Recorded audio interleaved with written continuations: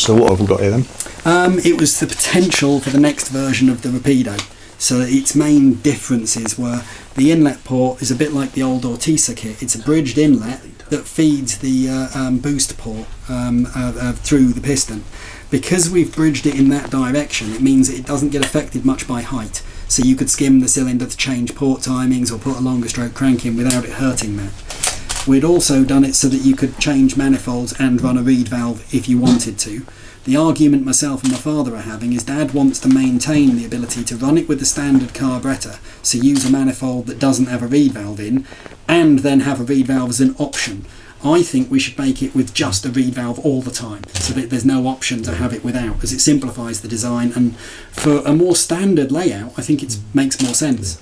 But yeah, that one would then have a recessed radial profile head. It won't have the additional fixing positions that were on this one, as it didn't need them. What else have we got on there? Yeah, it shared quite a lot of design features with other existing kits, but intended to be a much more standard layout. Still keeping, as I tend to like to, the position to mount your SIP Speedo. But yeah, I'm hopeful. The problem we're having is I would like it to still be in a steel liner with an aluminium jacket, because it gives you wonderfully cheap maintenance. The Rapido is brilliant for that. But the problem is you just don't get two foundries to agree, because when you do that you have the cast iron cylinder cast, then you get to another foundry to have the aluminium jacket cast. If something goes wrong in either process, you have a scrap cylinder. Who pays for that scrap? No one wants to. So you end up with a big argument and two foundries that are no longer friends. And we now can't get them to remake those items. So it'll almost definitely end up being aluminium Nicosil, which will make the cylinder cheaper. But the bit that really upsets me with it is it means that you'll probably end up with a cylinder value similar to a cost of replating, at which point you made it disposable.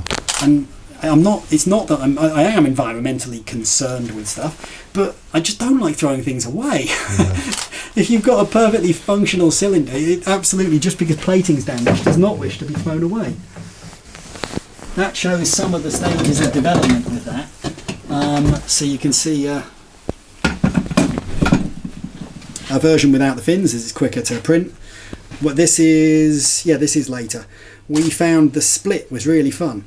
If you did the split like Ortisa originally did, the airflow comes across the top of this port just like a spray gun, and it actually sucks. If you put a bit of a string in there, you'll watch it actually comes round. So your airflow's appalling. So you had to put the splitter into the inlet manifold. So like that was the one for the 30mm.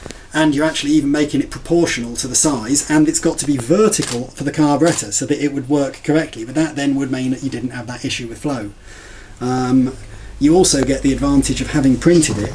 To see what sort of flow path things are going to have, I use this. So you can stick a cylinder onto that.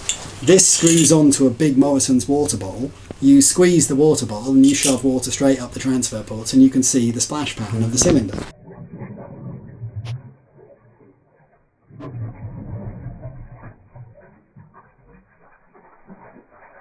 So you can then have a quick idea as to whether ports are opening in the timing you'd like, or if it's all working, and getting a nice splash pattern. But yeah, if you can kind of go through it and actually go, okay, so which port's opening first? The boost port's not really getting enough flow there, but we're getting quite a nice splash pattern through it.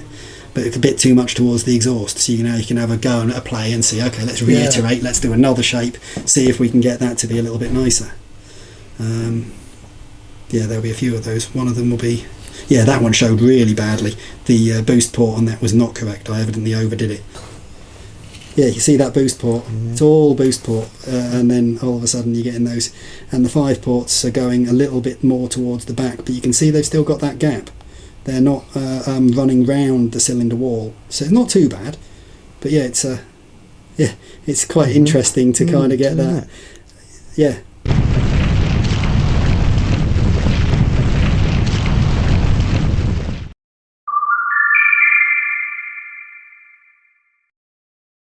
You squeeze the water bottle and you shove water straight up the transfer ports, and you can see the splash pattern of the cylinder. Don't hide those. Sometimes I get a splash pattern on my jeans on a night out.